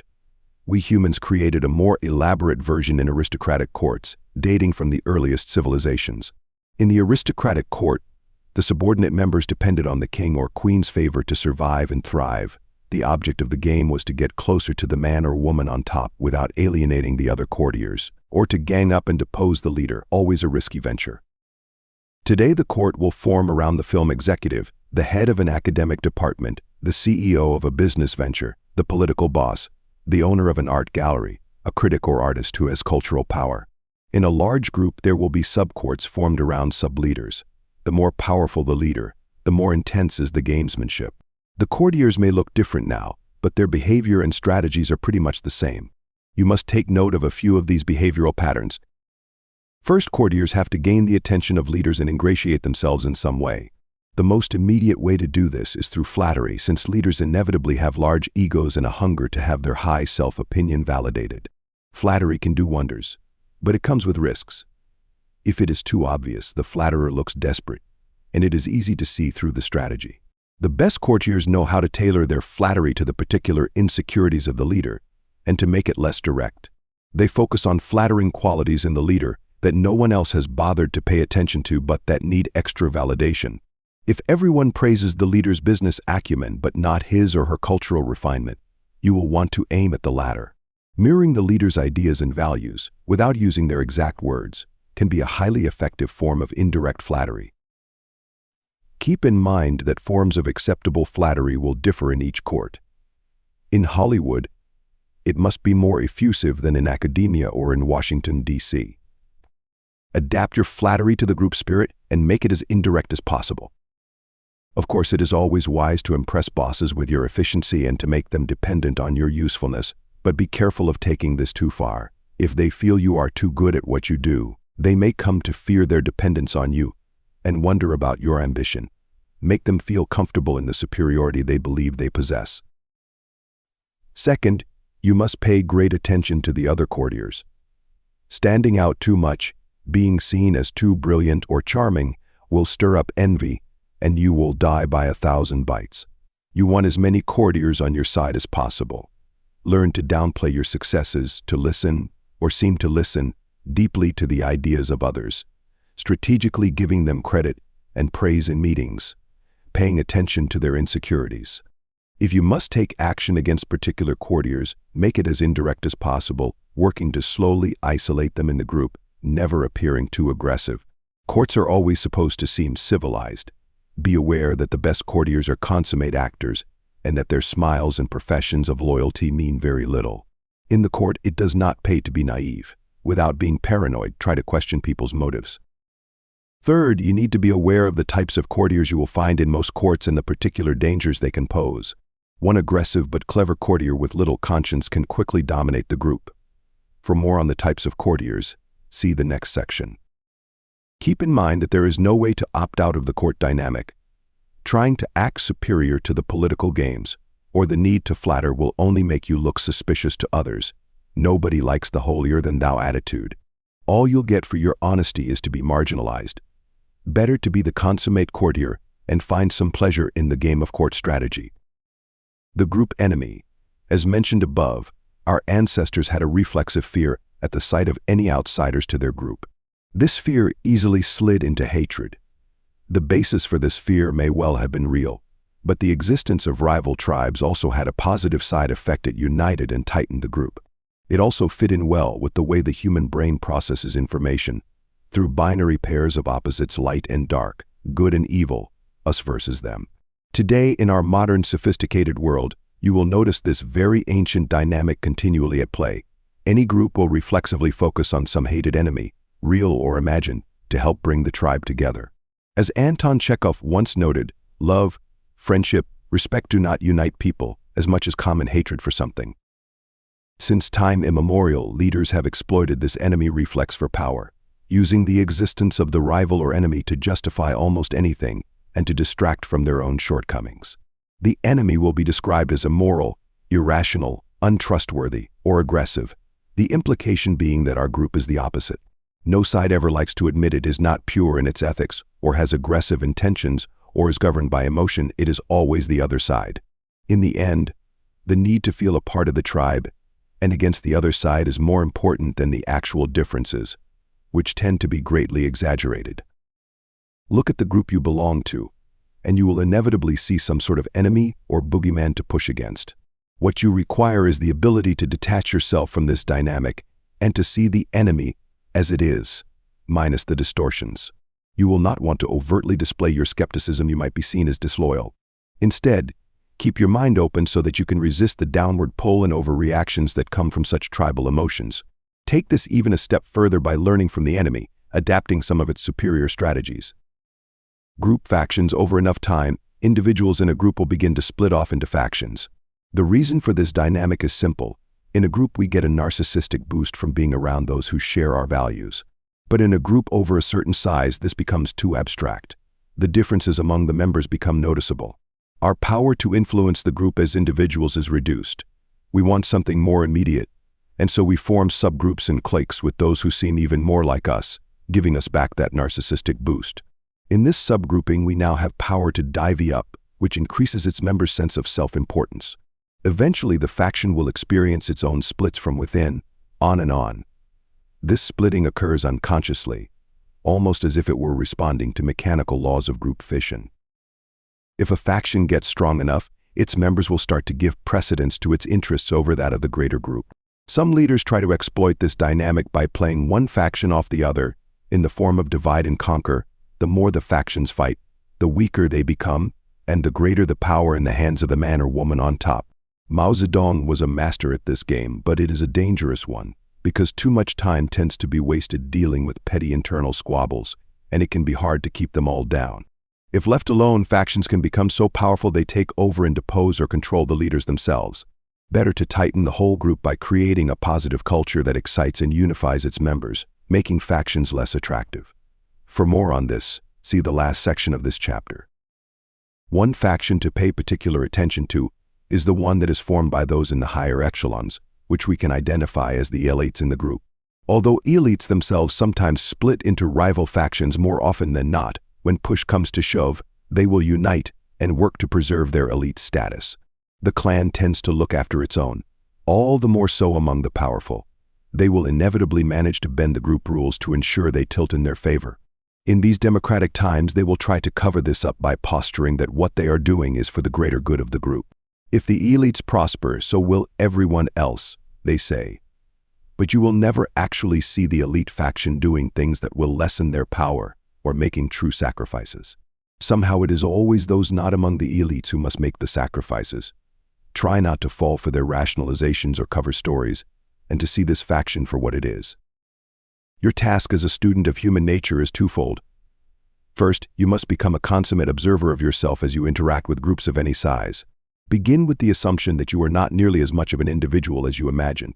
To a great extent, your thoughts and belief system are heavily influenced by the people who raised you, your colleagues at work, your friends, and the culture at large. Be ruthlessly frank with yourself. Look at how your ideas and beliefs alter the longer you stay at a job or within a particular group. You are under subtle pressure to get along and to fit in, and you will respond to this without being aware. To see this clearly, think of how many times you have promoted an idea that is contrary to what the group wants on some fundamental issue and held on to this idea for a long period. It will probably be quite rare. Look at the bad decisions the group has taken and how often you went along with them. If this conformity becomes too ingrained in you, you will lose the ability to reason on your own, your most prized possession as a human. As a thought experiment, sometimes try entertaining an idea that is the very opposite of the group you belong to or the conventional wisdom. See if there is any value in deliberately going against the grain. We are all permeable to the influence of the group. What makes us more permeable is our insecurities. The less we are certain about our self-worth as individuals, the more we are unconsciously drawn toward fitting in and blending ourselves into the group spirit. Gaining the superficial approval of group members by displaying our conformity, we cover up our insecurities to ourselves and to others. But this approval is fleeting, our insecurities gnaw at us, and we must continually get people's attention to feel validated. Your goal must be to lower your permeability by raising your self-esteem. If you feel strong and confident about what makes you unique, your taste, your values, your own experience, you can more easily resist the group effect. Furthermore, by relying upon your work and accomplishments to anchor your self-opinion, you won't be so tied to constantly seeking approval and attention. It is not that you become self-absorbed or cut off from the group. Outwardly you do what you can to fit in, but inwardly you subject the ideas and beliefs of the group to constant scrutiny, comparing them with your own, adapting parts or all of those that have merit and rejecting others that go against your experience. You are putting the focus on the ideas themselves, not on where they come from. Your second task is to become a consummate observer of the groups you belong to or interact with. Consider yourself an anthropologist studying the strange customs of an alien tribe. Look deeply at the culture of your group, how it feels from within, the feeling contrasted to other groups you have worked with or belong to. You are catching the social force as it molds the group into an organism, the sum greater than its parts. Most people intuitively sense the rules and codes of behavior in the group. You want to take this further by observing these rules in action and making your knowledge of them more conscious. Why do they exist? What do they say about the group? Gaining a deeper appreciation of the culture and codes will make it much easier to navigate the social space and maintain a degree of detachment. You will not try to change what cannot be changed. When it comes to the inevitable factions that emerge, it is better to keep yourself unaligned and let others fight over you. You do not need to belong to a faction to derive a narcissistic boost. What you want within the group is strategic options and room to maneuver, to have many allies and widen your power base. Your goal in this second task is to maintain as tight a grip on reality as possible. Groups tend to share beliefs and ways of looking at the world that are one-sided. They give greater weight to information that fits into their preconceived notions. They exaggerate qualities of rivals or enemies. They become over-optimistic about their plans. Taken far enough, the group can hold beliefs that are quite delusionary, and its actions can border on madness. Observing the group with a degree of distance will help you be aware of the distorting effect on your perception that can come from being so embedded within a group. Your strategies and decisions will be all the more effective for this. Just as groups tend to exert a downward pull on our emotions and behavior, we can also experience or imagine the opposite, a group that exerts an upward pull. We shall call this ideal the reality group. It consists of members who feel free to contribute their diverse opinions, whose minds are open, and whose focus is on getting work done and cooperating on a high level. By maintaining your individual spirit and your grip on reality, you will help create or enrich this ideal team of people. For more on this, see the reality group on this page. This ability to observe the group and detach ourselves is more critical now than ever for several reasons. In the past, people's sense of belonging to certain groups was more stable and secure. To be a Baptist or a Catholic or a communist or a French citizen provided one with a strong sense of identity and pride. With the diminishing power of these large-scale belief systems, we have lost this inner security, and yet we retain the same profound human need to belong. So many of us are searching for groups to join, hungry for the approval of others who share our values. We are more permeable than ever. This makes us eager to become a member of the latest cult or political movement. It makes us highly susceptible to the influence of some unscrupulous populist leader who preys upon this need. Instead of forming large-scale groups, we now form tribes of diminishing size to get a greater narcissistic boost. We view larger groups with suspicion. Social media abets this dynamic by making it easier to spread the narrowly focused views and values of the tribe and making them viral. But these tribes don't last long. They are continually disappearing or regrouping or splitting apart. And so the ancient need to belong is never satisfied and drives us mad. Tribalism has its roots in the deepest and most primitive parts of our nature, but it is now coupled with much greater technological prowess, which makes it all the more dangerous. What allowed us thousands of years ago to bind our group tightly and survive could now easily lead to our extinction as a species. The tribe feels its very existence at stake by the presence of the enemy. There is little middle ground. Battles can be more intense and violent between tribes. The future of the human race will likely depend on our ability to transcend this tribalism and to see our fate as interconnected with everyone else's. We are one species, all descendants of the same original humans, all brothers and sisters. Our differences are mostly an illusion. Imagining differences is part of the madness of groups. We must see ourselves as one large reality group and experience a deep sense of belonging to it. To solve the man-made problems threatening us will require cooperation on a much higher level and a practical spirit missing from the tribe. This does not mean the end of diverse cultures and the richness that comes with them. In fact, the reality group encourages inner diversity. We must come to the conclusion that the primary group we belong to is that of the human race.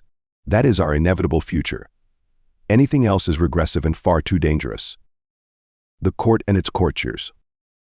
Any type of court obviously revolves around the leader, the courtier's power depending on the relative closeness of their relationship with this leader. Although leaders come in many varieties, one dynamic is fairly universal. The courtiers, minus the cynical types, see below, will tend to idealize those in power. They will see their leaders as smarter, cleverer, more perfect than is the reality. This will make it easier for them to justify their fawning behavior. This dynamic is similar to what we all experienced in childhood. We idealized our parents in order to feel more secure about the power they had over us. It was too frightening to imagine our parents as weak or incompetent. Dealing with authority figures in the court tends to regress us to our childhood and the family dynamic. The way we adapted to our parents' power and the presence of our siblings will play itself out again in adult form in the court. If we felt the deep need to please our parents in every way in order to feel more secure, we will become the pleaser type in the court. If we resented our siblings for the parental attention they drew away from us and tried to dominate these siblings, we will be the envious type and resort to passive aggression. We may want to monopolize the leader's attention as we once tried to do with our mother or father. And so we can say that courtiers tend to fall into certain types, depending on deep patterns stemming from childhood. Some of these types can become quite dangerous if they accumulate power within the court, and they are usually adept at disguising their negative qualities in order to rise from within. It is best to be able to identify them as early as possible and take necessary defensive action. The following are 7 of the more common types you will find. The intriguer. These individuals can be particularly difficult to recognize. They seem intensely loyal to the boss and to the group. No one works harder or is more ruthlessly efficient, but this is a mask they wear. Behind the scenes, they are continually intriguing to amass more power. They generally have a disdain for the boss that they are careful to conceal. They feel they could do the job better, and they yearn to prove this. Perhaps they had competitive issues in childhood with the father figure. In the court of Richard Nixon, Alexander Haig, 1924 to 2010, epitomized this type. A graduate of West Point and a decorated war hero in Vietnam, he was hired as one of several assistants to Henry Kissinger, Nixon's national security advisor. Kissinger's own little court was filled with men with brilliant academic backgrounds. Haig could not compete on this level. He stayed away from policy arguments. Instead, he so expertly tailored himself to the desires and needs of Kissinger that he quickly rose from within. He organized Kissinger's desk, streamlined his schedule, and would do the lowliest task, even helping his boss dress for an important evening. He silently suffered Kissinger's numerous and volcanic temper tantrums. But what Kissinger did not realize was the depth of Haig's ambitions and his contempt for his boss. He was continually playing to the real boss in the game, Nixon himself. While Kissinger was out most evenings attending some party, Nixon would see the light on in Haig's office at all hours. Nixon, a workaholic himself, could not help but admire this. Of course, Haig made sure he worked evenings when Nixon was there and would notice him. Soon Nixon was borrowing him for his own tasks. In 1973, as the Watergate scandal blossomed, Nixon appointed Haig as his chief of staff. This infuriated Kissinger. Not only did he feel Haig had used him for his own purposes, but he was now having to report to Haig as a superior. To make matters worse, Haig had seen up close all of Kissinger's weaknesses and had a lot of dirt on him, and Kissinger was certain he would be sharing this information with Nixon, who loved such gossip. To colleagues, Haig could be chummy and even disarming, but behind the scenes he undercut almost everyone in his path, wiretapping their phones, putting his name on their ideas and memos. As the Watergate crisis deepened and Nixon fell into a depression, Haig slowly took over operations, with a zeal that surprised and disgusted many. For several months he became the de facto president. This pattern repeated throughout his career. As Ronald Reagan's Secretary of State, after the assassination attempt on the president in 1981, Haig told reporters, "I am in control here." In identifying this type, you must look behind the efficient and loyal front and even the charm. Keep your eye instead on their maneuvers and their impatience to rise from within. Look at their past record for signs of intrigue. They are masters at making leaders, and others dependent on their efficiency as means of binding them and securing their own position. Pay attention to that little extra zeal they display to please the boss and make themselves useful. Realize that when they are looking at you, they are thinking of how they can use you as a tool or stepping stone. Imagining themselves blessed with brilliance, they have little compunction in doing whatever is necessary to advance themselves. It is best to keep your distance and not become one of their pawns nor their enemy. The stirrer, this type is generally riddled with insecurities but adept at disguising them from those in the court. They feel deep wells of resentment and envy for what others seem to have that they don't, part of their childhood pattern. Their game is to infect the group with doubts and anxieties, stirring up trouble, which puts them at the center of action and may allow them to get closer to the leader. They will often target another courtier who triggers their envy, and they will spread rumors and innuendo about the courtier in question, playing upon the latent envy of other courtiers. They will be full of secret information for the leader about those who might be less than perfectly loyal. The more turmoil and emotions they can stir up, the better they can take advantage of the situation. If a rebellion of some sort suddenly erupts within the court, you can be sure they had a finger in it. All it takes is one good stirrer in a court to create endless drama and discord, making life intolerable for everyone. They actually get a secret pleasure from doing so. They will cover their tracks by being hyper-righteous and indignant about the betrayals of others. They project such a front of loyalty and devotion to the cause that it is hard to suspect them of being so manipulative. If you notice courtiers who innocently share with you some rumor, be wary they could be of this type, and you may be the target of such rumors at some point. If you feel the group succumbing to viral anxiety about some vague threat, try to locate the source of this. You might have a stirrer in your midst. They can be tricky. They can project an extra cheery and optimistic front to conceal the churning negativity within. Always look behind the mask and notice the secret delight they have when something bad happens. When dealing with a known stirrer, do not directly or indirectly insult or show disrespect. Even though they are quite insensitive to the feelings of those they malign, they are hypersensitive to any sign of disrespect to them. And since they have fewer compunctions than you, they will make your life miserable through their passive-aggressive campaigns. The gatekeeper. The goal of the game for these types is gaining exclusive access to leaders, monopolizing the flow of information to them. They may resemble the intriguer in their willingness to use people to get to this position, but unlike that type, their objective is not to take over power. They are motivated not by a secret disdain for others, but by their intense adoration for the person on top. They often rise to the position by fawning over the genius and perfection of the leader, whom they idealize. There might even be a slight sexual edge to their attraction. They ingratiate themselves with leaders by giving them a great deal of narcissistic supply. As gatekeepers, they keep away irritating courtiers and buffer leaders from petty political struggles, which seems to make them quite useful. In gaining such proximity, they also get to see the leaders' dark sides and learn of their weaknesses. This unconsciously binds leaders even more tightly to gatekeepers, whom they might fear alienating. Having such power over the admired leader is their endgame. This type can also become the policeman or policewoman in the court, making sure the group adheres to the ideas and beliefs of the leader. Once such types are installed in power, they are extremely dangerous. Running afoul of them in any way will cut off key access to the one player on the board who matters the most, and other perks. Recognize them early on by their shameless sycophancy toward the boss. These types obviously wear a very different face to other courtiers from what they present to leaders, and you can try to gather evidence to reveal their duplicity to the leader before it is too late. But they generally are masters at understanding and playing to the insecurities of bosses and come to know them better than you do. They can easily turn your efforts around. In general, it is best to recognize their power and remain on their good side. If you're a leader, beware of such types. They will tend to isolate you from the group, and isolation is dangerous. The shadow enabler. Leaders are often in a difficult position. They have to bear the responsibility for what happens to the group and the stress that goes with that. At the same time, they must maintain a reputation that is above reproach. More than others, they have to keep their shadow side, see Chapter 9, under wraps. This could be extramarital desires they have had to repress, or paranoia about the loyalty of everyone around them, or the craving to do some violence against a hated enemy. Unconsciously, their shadow is yearning to come out. In steps the enabler, one of the cleverest and most diabolical courtiers of all. These types often are closer to their own shadow, aware of their own darkest yearnings. In childhood, they probably felt these desires deeply but had to repress them, which made such desires all the more powerful and obsessive. As adults, they search for complicit partners with whom they can bring the shadow out into the open.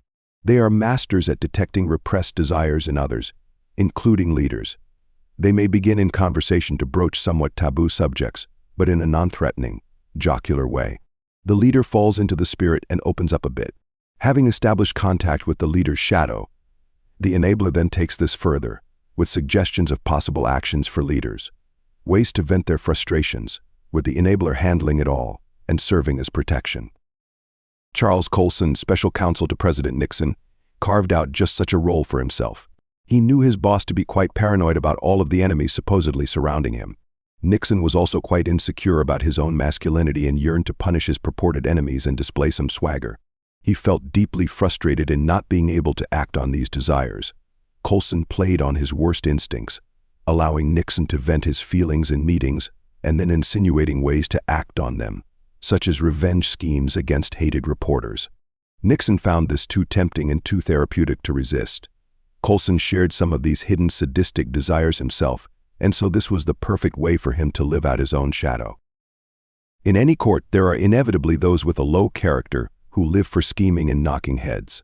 They are not overtly violent or evil, but simply have fewer compunctions than others. If they are enablers and inveigle their way into a position close to the boss, there is little you can do against them.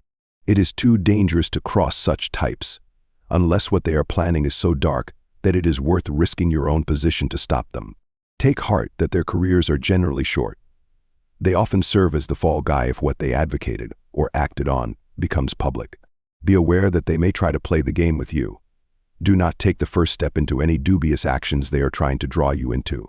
Your clean reputation is the most important thing you possess. Maintain a polite distance. The court jester. Almost every court has its jester. In the past they wore a cap and bells, but today they come in different varieties and looks. They can be the court cynic and scoffer, who has license to poke fun at almost everyone and everything, including sometimes the leaders themselves, who tolerate this because it shows their apparent lack of insecurity and sense of humor. Another variety is the domesticated rebel.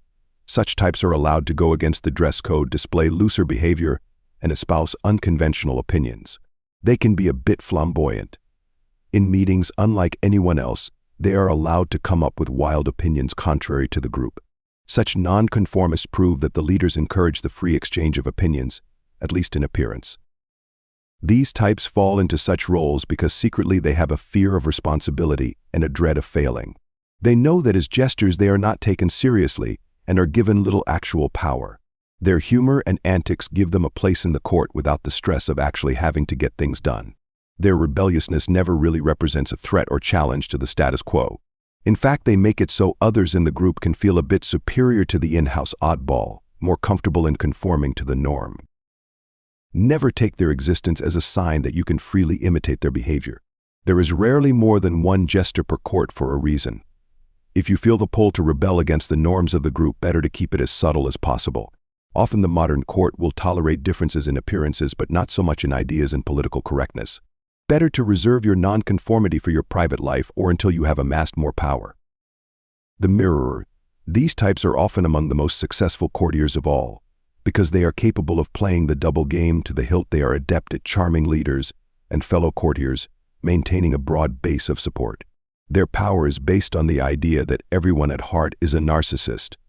They are masters at reflecting back to people their own moods and ideas, making them feel validated without sensing the manipulation, as opposed to using overt flattery. In the court of Franklin Delano Roosevelt, Frances Perkins, FDR's Secretary of Labor and longtime advisor, was the consummate player of this game. She had high levels of empathy and could sense Roosevelt's moods. She would adapt to them. She knew he loved to hear stories, so any idea she presented to him, she would present with some type of storyline, and this would charm him. She listened to whatever he said with much more attention than anyone else, and could later refer verbatim to something brilliant he had said, which proved how deeply she had listened. If she was going to recommend an action that might meet some resistance, she would couch it as one of his own ideas from the past, but with a slight modification of her own. She could decipher the meaning of his various types of smiles, knowing when she could go further with her idea and when to stop in her tracks. And she made certain to confirm his idealized image of himself as the noble warrior fighting on behalf of the disenfranchised. To other courtiers, she presented herself in the most non-threatening manner, never making a show of her influence over her boss and applying the same type of charm to everyone who crossed her path. In this way, she made it hard to feel threatened or envious of her powers. This is a role you might want to consider playing in the court because of the power it brings, but to pull it off, you will have to be a great reader of people, sensitive to their nonverbal cues. You want to be able to mirror their moods, not just their ideas. This will cast a spell over them and lower their resistance. With leaders, you must be aware of their idealized opinion of themselves and always confirm it in some way, or even encourage them to live up to it. Those on top are lonelier and more insecure than you imagine, and they will lap this up. As mentioned before, overt flattery can be dangerous because people can see through it, but even if they see through your mirroring, they will remain charmed and want more. The favorite and the punching bag. These two types occupy the highest and lowest rungs of the court. Every king or queen must have his or her favorite within the court. As opposed to the other types, whose power generally depends on efficiency and demonstrations of abject loyalty, the favorite's rise in power is often based on cultivating a more personal, friend-like relationship. Early on, they act relaxed and chummy with the leader without seeming disrespectful. Many leaders are secretly dying to not have to be so formal and in control. Sometimes leaders who are lonely will pick out one person to occupy this position. With the favorite, they will gladly share secrets and bestow favors. This, of course, will stir up the envy of other courtiers. This position is fraught with danger. First, it depends on the friendly feelings of leaders, and such feelings are inevitably fickle. People are more sensitive to the words or actions of friends, and if they feel somehow disappointed or betrayed in any way, they can go from liking to hating the former friend. Second, the favorite receives so much privileged treatment that they often become arrogant and entitled. Leaders might tire of their spoiled behavior. Courtiers are already envious of the favorite, but their increased arrogance only alienates them further. When favorites fall from grace and history is littered with such stories, the fall is hard and painful. No one comes to their defense, and because their rise did not depend on any special skill, they often have nowhere else to go. Try to avoid being lured into taking this position. Make your power dependent on your accomplishments and your usefulness, not on the friendly feelings people have for you. Much as in any children's playground, in the court there is almost always a person who plays the role of the punching bag, whom everyone feels encouraged to laugh at in some way and feel superior to. People today are more politically correct and careful, and yet this human need for a punching bag is too embedded in our nature. People will base their feeling of superiority on the punching bag's supposed incompetence, or unorthodox opinions, or lack of sophistication, whatever makes them seem different and somehow inferior. Much of their ridicule will be behind the back of the targets, but they will sense it. Do not engage in this dynamic. It will coarsen and debase you. See everyone in the court as your potential ally. Within the ruthless environment of the court, try to befriend the punching bag, showing a different way of behaving and taking the fun out of this cruel game. The reality group. When a group of people fails in some enterprise, we often see the following dynamic play itself out. The first reaction is to look at the actors involved and affix blame. Perhaps it was the overambitious leader who led the group into failure, or the incompetent lieutenant, or the very shrewd adversary. Perhaps some bad luck was involved as well. The leader or lieutenant may be fired and a new team brought in. Leadership learns a few lessons from the experience, and these are shared. Everyone in the group feels satisfied and ready to move on. Then, a few years down the line, nearly the same problem and the same type of failure recurs, and the same tired solutions are recycled. The reason for this common pattern is simple. What is really at fault is the dysfunctional dynamic of the group, which tends to produce incompetent lieutenants and grandiose leaders.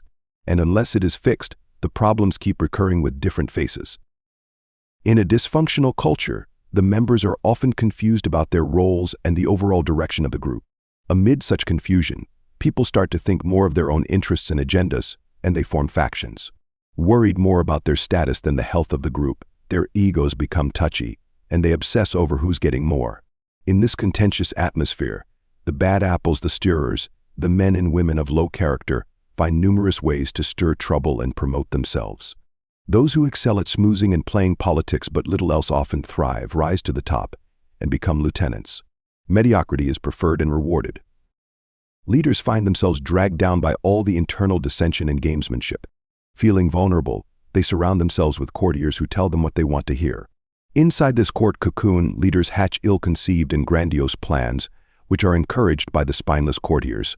Firing the leader or lieutenants won't change anything. The next ones will simply find themselves infected and transformed by the dysfunctional culture. What we must do to avoid this trap is to alter our perspective. Instead of instantly focusing on individuals and the drama of the failed action, we must focus on the overall group dynamic. Fix the dynamic, create a productive culture, and not only will we avoid all of the above evils, but we will trigger a much different, upward pull within the group. What creates a functional, healthy dynamic is the ability of the group to maintain a tight relationship to reality. The reality for a group is as follows. It exists in order to get things done, to make things, to solve problems. It has certain resources it can draw upon the labor and strengths of its members, its finances. It operates in a particular environment that is almost always highly competitive and constantly changing. The healthy group puts primary emphasis on the work itself, on getting the most out of its resources and adapting to all of the inevitable changes. Not wasting time on endless political games, such a group can accomplish 10 times more than the dysfunctional variety. It brings out the best in human nature, people's empathy, their ability to work with others on a high level. It remains the ideal for all of us. We shall call this ideal the reality group. Certainly, a true reality group is a rare occurrence in history. To some degree, we saw it in action with the famed battalions of Napoleon Bonaparte, or the early years of IBM under Thomas Watson, or the initial cabinet Franklin Roosevelt formed, or the film team assembled by the great director John Ford that worked with him for decades, or the Chicago Bulls under basketball coach Phil Jackson. From these examples and others, we can learn some valuable lessons about the components of the reality group and how leaders can shape one. The following are 5 key strategies for achieving this, all of which should be put into practice. Keep in mind that if you inherit a culture that is firmly set and dysfunctional, your job is harder and it will take more time. You need to be resolute in the changes you want to effect and have patience, being careful that the culture does not slowly assimilate you.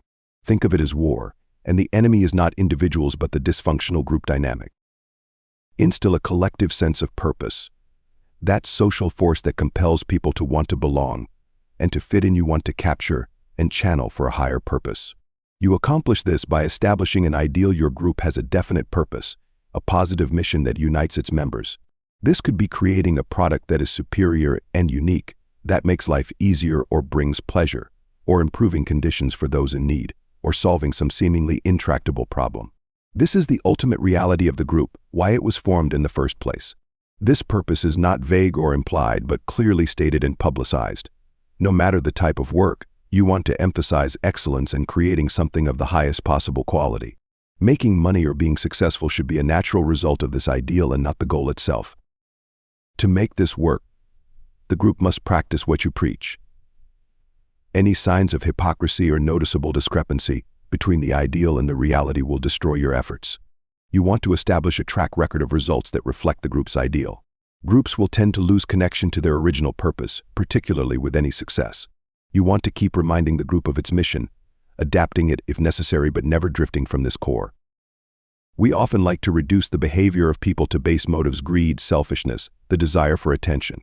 Certainly we all have a base side, but we also possess a nobler, higher side that often is frustrated and cannot find expression in the ruthless world today. Making people feel an integral part of a group, creating something important, satisfies a deep yet rarely met human need. Once members experience this, they are motivated to keep the healthy dynamic alive and vital. With its relatively high esprit de corps, the group will police itself. People who are petty and all about ego will stand out and be isolated. With clarity about what the group represents and the role they are to play, members are less likely to form factions. Everything becomes easier and smoother if you instill this collective purpose. Assemble the right team of lieutenants. As the leader of a reality group, you need the ability to focus on the larger picture and the overall goals that matter. You have only so much mental energy, and you must marshal it wisely. The greatest obstacle to this is your fear of delegating authority. If you succumb to micromanaging, your mind will become clouded by all the details you try to keep on top of and the battles among the courtiers. Your own confusion then filters down through the group, ruining the effect of the first strategy. What you need to do from the outset is to cultivate a team of lieutenants, imbued with your spirit and the collective sense of purpose, whom you can trust to manage the execution of ideas. To achieve this, you must have the right standards. You do not base your selection on people's charm, and never hire friends. You want the most competent person for the job. You also give great consideration to their character. Some people can be brilliant, but in the end their poisonous personalities and egos make them a drain on the group spirit. For more on judging character, see Chapter 4. You select for this team people who have skills that you lack, each individual with their particular strengths. They know their roles. You also want this team of lieutenants to be diverse in temperament, background, and ideas. They show a willingness to speak up and take initiative, all within the framework of the group's purpose. They can even challenge some rules that seem outdated. Feeling a part of a team but able to bring their own creativity to the tasks will bring out the best in them, and this spirit will spread throughout the group. For this team of lieutenants, and for the group as a whole, you want to make sure that members are treated more or less equally. No one has special privileges. Rewards and punishments are doled out fairly and evenly. If particular individuals are not living up to the ideal, you get rid of them. Now, if you bring in new lieutenants, they naturally are absorbed into the healthy dynamic. You are also leading from the front. If there are sacrifices to be made, you share in them as much as any member. In doing all of this, you will make it harder for people to feel envious and resentful, which can sow divisions and make people political. Let information and ideas flow freely. As the group evolves, your greatest danger is the slow formation of a bubble around you. The lieutenants, trying to ease your burdens, may eventually isolate you from what is happening throughout the group and filter the information they provide you. Without realizing it, they tell you what they believe will please you and keep out the noise that is important to hear. Your perspective on reality slowly becomes distorted, and your decisions reflect this. Without becoming overwhelmed by details, you need to establish a very different dynamic. Consider the open communication of ideas and information about rivals, about what is happening on the streets, or among your audience, the lifeblood of the group.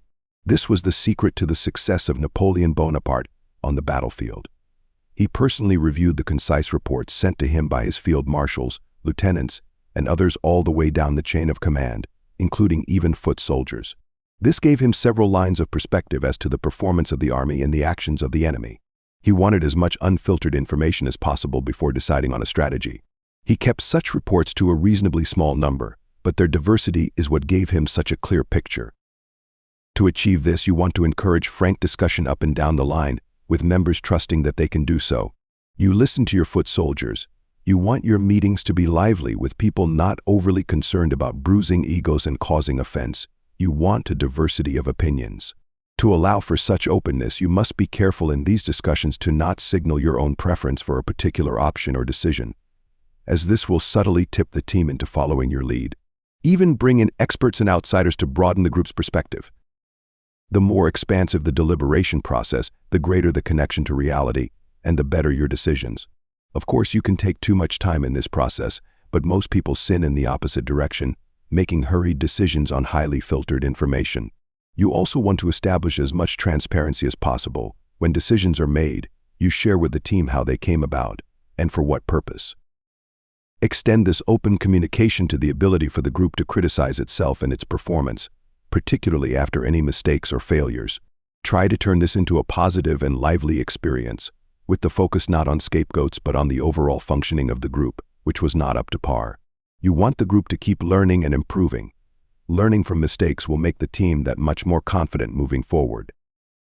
Infect the group with productive emotions. In the group setting, people are naturally more emotional and permeable to the moods of others. You must work with human nature and turn this into a positive by infecting the group with the proper set of emotions. People are more susceptible to the moods and attitudes of the leader than of anyone else. Productive emotions would include calmness. Phil Jackson, the most successful basketball coach in history, noticed that a lot of other coaches would try to rev up the team before a game, get them excited, and even angry.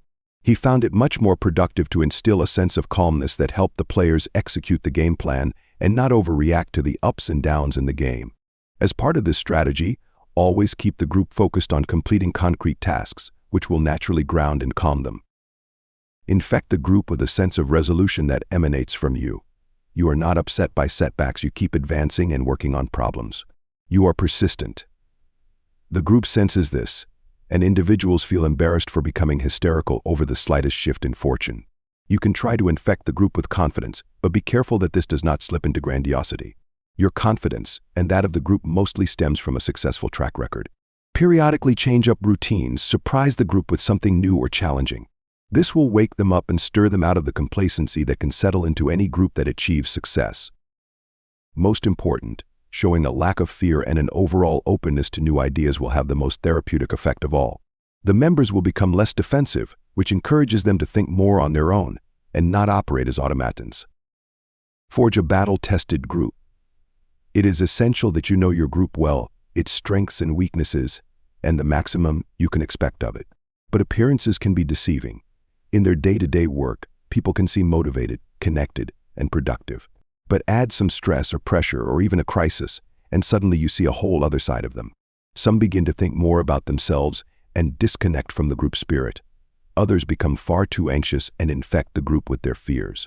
Part of the reality you need to be on top of is the actual strength of your team. You want to be able to gauge the relative inner toughness of people before you are thrust into a crisis.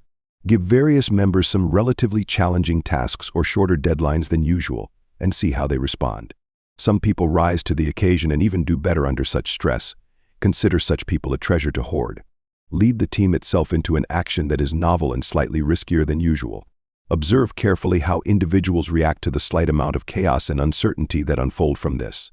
Of course, in the aftermath of any crises or failures, use such moments as a way to review people's inner strength or lack of it. You can tolerate a few fearful types who have other virtues, but not too many. In the end, you want a group that has been through a few wars, dealt with them reasonably well, and now is battle-tested. They do not wilt at the sign of new obstacles and in fact welcome them. With such a group, you can slowly expand the limits of what you can ask of them, and the members feel a powerful upward pull to meet challenges and prove themselves. Such a group can move mountains. Finally, we like to focus on the psychological health of individuals and how perhaps a therapist could fix any problems they might have. What we don't consider, however, is that being in a dysfunctional group can actually make individuals unstable and neurotic. The opposite is true as well. By participating in a high-functioning reality group, we can make ourselves healthy and whole. Such experiences are memorable and life-changing. We learn the value of cooperating on a higher level, of seeing our fate as intertwined with those around us. We develop greater empathy. We gain confidence in our own abilities, which such a group rewards. We feel connected to reality. We are brought into the upward pull of the group, realizing our social nature on the high level it was intended for. It is our duty as enlightened humans to create as many such groups as possible, making society healthier in the process. Madness is something rare in individuals, but in groups, parties, peoples, and ages it is the rule. Friedrich Nietzsche.